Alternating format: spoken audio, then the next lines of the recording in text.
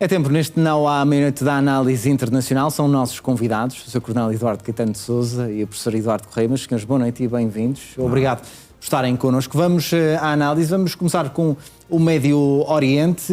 Mais um aviso que chega, Professor Eduardo, dos Estados Unidos, nomeadamente para os navios que devem afastar-se das águas iranianas no Estreito de Hormuz.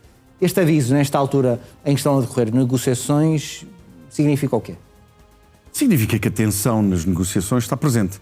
No fundo, o Ministro dos Negócios Estrangeiros iraniano tem vindo a ter algumas declarações explicando que o Irão quer seguir o rumo da diplomacia, mas que é um povo de guerra e que está perfeitamente preparado para uma guerra. Que essa guerra alastrará ao Médio Oriente. No fundo, o que ele quer dizer é que não haverá limites ao ataque a Israel. No fundo, é bom que quem nos ouça perceba que o objetivo do Irão, da República Islâmica do Irão, é a dominação do Estado de Israel. E, portanto, a presença, segundo parece acontecer, de um desenvolvimento de mísseis balísticos suficientemente robustos para atingir Israel, é, no fundo, o tema central às negociações e, no fundo, e ao impasse diplomático entre os Estados Unidos, Israel e o próprio Irão. Relembrar que também o governo iraniano lançou um vídeo nos últimos dias feito por inteligência artificial, onde os seus mísseis, que acabava de mencionar, destroem o porta-aviões americano. E, portanto, é o Irão a mostrar, no fundo, que as suas garras, as garras do seu leão, estão bastante fora. Portanto, isso causa alguma tensão. Os Estados Unidos têm vindo a, no fundo, deslocar para a região um conjunto bastante robusto de armamento, de porta-aviões. E, portanto, é no fundo, uma tensão que leva à negociação. Se quisermos, nenhuma das partes quer a guerra, em última instância. E, portanto, no fundo, as demonstrações de força, as ameaças subliminares, no fundo, dos Estados Unidos, ao estarem a aconselhar, no fundo, uma redução de tráfego marítimo no Estreito de Hormuz. Estreito de Hormuz, também para quem nos ouve, muito importante, porque é por ali que passam 20% do petróleo mundial. Estão, de algum modo, a enviar um sinal a Teherão. Aliás, nós estamos a ver agora a imagem, precisamente esse estreito, estávamos a ver Hormuz, onde os portugueses tiveram ali várias fortalezas no século XVI. Aqui esta imagem, é um ponto muito importante do comércio mundial, e nomeadamente é o escoamento do petróleo daquela região, faz por aquele pequeno estreito que está precisamente entre o Omã e o Irão. Portanto, Zé Pedro, só para terminar esta breve introdução, no fundo o que os Estados Unidos estão a querer passar ao Irão é uma ameaça subliminar, no fundo explicando, nós estamos prontos para atacar. Ameaças, Sr. Coronel, que condicionam as negociações ou não? Condicionam. Boa noite, Zé Pedro, boa noite, professor, boa noite a quem nos vê lá em casa. Este é um processo difícil. Nós não sabemos exatamente o que é que aconteceu no primeiro round das negociações e está-se a preparar o segundo, em Omã. O historial do Irão, desde a Revolução de 79 até agora, em termos de negociações, é sempre ganhar tempo e não ceder nada. Sempre foi assim. Não quer dizer que agora seja, mas sempre foi assim. A estratégia iraniana de negociação é ganhar tempo ao longo das muitas negociações que houve com os Estados Unidos e com os europeus, mas também com a Rússia, enfim, portanto. E há aqui questões agora em cima da mesa muito importantes. É a questão do nuclear, que é fundamental, é a questão dos mísseis balísticos de longo alcance, e não só, mas fundamentalmente estes, é a questão do apoio a entidades não estatais, que já falámos aqui, e ao próprio regime. Mas a concentração fundamental do tema é o nuclear. E, portanto, o Irão, José Pedro, em termos estratégicos, está muito debilitado, sofreu muitas percas. O Irão sofreu imensas percas porque perdeu. Perdeu o sítio local que mais dominava, que era a Síria, perdeu o Hezbollah, que teve uma derrota estrondosa, perdeu o Hamas, perde uma parte significativa dos Houthis, perde alguma parte no Iraque. E, portanto, em termos estratégicos, este país, que é um grande país, o Irão, perdeu poder. Em termos políticos, acabou de ter uma revolta em casa estrondosa em que o governo teve que fazer massacres, morreram centenas, se não milhares de pessoas, e, portanto, politicamente está muito debilitado. E militarmente sofreu uma quase derrota em junho, nos outros ataques, e neste momento está na sua parte pior. Ou seja, temos um Irão que negocia com uma narrativa alta, que joga teoricamente cartas altas para a mesa, mas que está muito debilitado. O que se pergunta é agora o seguinte: quem está a negociar é os Estados Unidos e Israel, que são os inimigos. É o grande Satã e o pequeno Satã para o Irão. Quando se está a negociar, os Estados Unidos já meteram a sua frota de guerra e têm ali colocada à espera de resolver um problema com o Irão. Alguma coisa tem que acontecer. Ou as negociações correm bem e o Irão desarma, deixa de ter nuclear e deixa de ter o alcance dos mísseis, ou então algo terá que acontecer.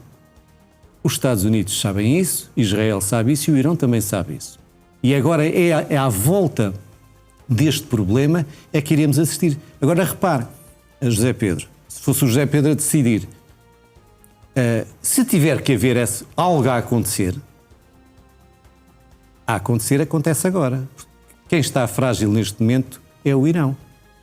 As defesas aéreas foram atingidas em junho, os seus sistemas de mísseis metade foram decapitados, a economia está em baixo, o Irão está com muita dificuldade, as sanções estão a fazer o seu caminho, a exportação do petróleo e, portanto, os países que estão a negociar sabem que daqui a um ano o Irão está mais forte.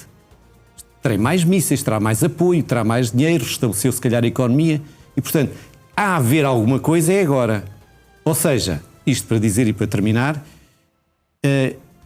eu estou muito convicto que ou as negociações terminam de forma, utilizando aqui uma palavra de Trump, estrondosa e com grande vitória para os Estados Unidos, uma coisa bonita, como ele costuma dizer, ou não acontecendo isso, alguma coisa vai acontecer.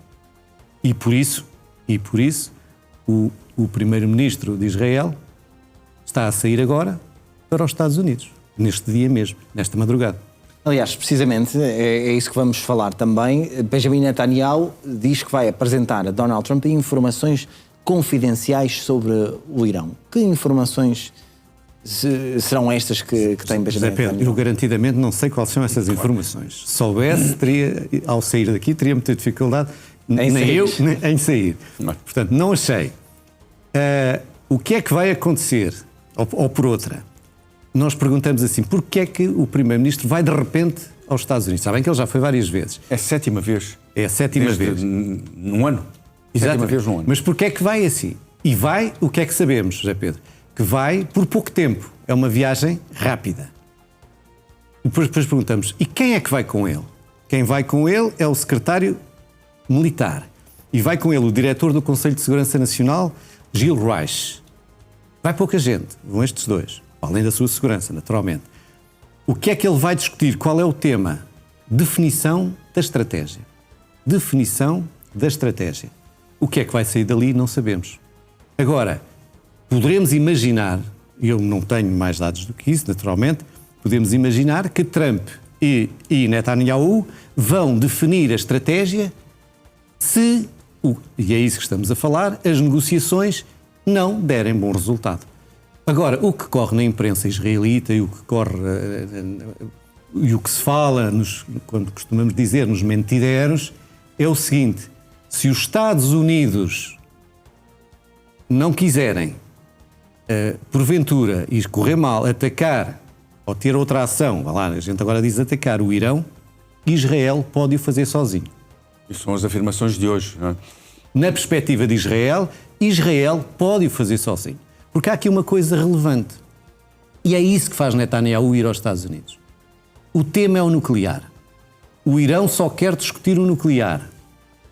Embora diga que não vai reduzir, que vai diluí-lo. Utiliza agora a expressão, nós vamos diluir aquilo que é o urânio enriquecido a 60%. É uma coisa assim espantosa. Mas Israel já disse que o problema é o nuclear, mas há aqui um outro grande problema, que é os mísseis balísticos. Israel não abdica. É uma linha vermelha aqueles mísseis balísticos. Nós estamos a falar, eu não sei se tenho aqui o nome, mas tenho aqui. Isto devido ao receio tem Israel de um ataque iraniano. Nós estamos a falar do Kaibar, quarta geração, 2.000 km de alcance, em pouco mais de 10 minutos está em Tel Aviv. Nós estamos a falar do Shahab B, do Ahmad 1, do Egide e estamos a falar do mais conhecido, que é o míssil hipersónico Fatah 2. O Irão está rodeado de mísseis que em poucos minutos chegam a Tel Aviv. E Israel já percebeu isso. E depois estamos a falar de um país, o que nós queremos do Irão é que fosse um país normal, como os outros todos que andam aqui à volta do planeta. Nós estamos a falar de um país que tinha um cartaz há um ano e pouco enorme no centro, um gigante, um quadro gigante, com um míssil que diz que demora, não me lembro, não sei se vou dizer bem, 4.000 segundos a chegar a Tel Aviv. Qual é o país que tem por missão destruir o outro? Não estamos a imaginar um país que tenha uma missão emblemática e que o ponha na sua praça principal, no rocio deles, um grande cartaz a dizer que nós vamos destruir o outro ao lado. E durante muito tempo tiveram um cronómetro em contagem decrescente, um relógio para destruir Israel, para a destruição de Israel. Que era em 2040. Aliás, esse é o problema da guerra. Todo este problema chama-se Israel, não se chama Irão. Exatamente. Ou seja, o que os Estados Unidos estão a querer fazer com estas negociações é apenas garantir a segurança de Israel. É aquilo que está aqui em causa. Não é a segurança do povo iraniano, é a segurança do povo judaico, do Estado de Israel. É muito difícil negociar com gente que mata de forma cruel, como matou, os seus próprios cidadãos quando estes vêm para a rua, no fundo, manifestar-se contra o governo. Portanto, estamos efetivamente perante um Estado cujos líderes são, porventura, os mais fanáticos, os mais brutais que existem hoje no mundo. E, portanto, tudo isto é muito difícil, adivinhar, no fundo, tentar encontrar um patamar de entendimento com aqueles que matam pessoas da forma como fizeram à queima-roupa, aos milhares, jovens, idosos, todos os que lhes passavam pela frente.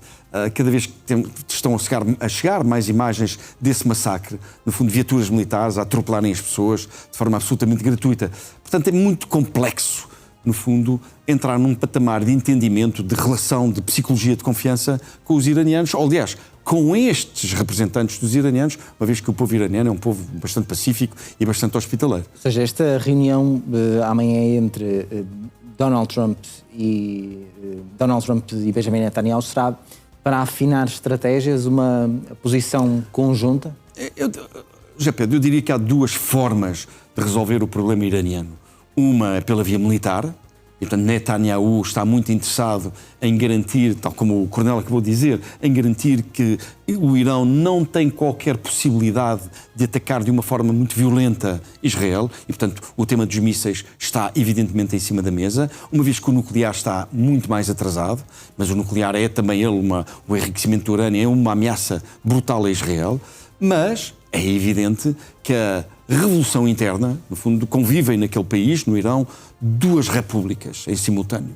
Uma que está massacrada, que é a República Persa do Irão, e outra que tem o poder, que é a República Islâmica. A outra via é aquela que se esperava com as manifestações de rua que pudesse dar um resultado de alteração do regime, é a via do golpe interno. Não sabemos exatamente o que é que está a acontecer, o que é que está a ser preparado, mas é evidente que esta matéria para Israel e para os Estados Unidos está na primeira linha das prioridades geopolíticas.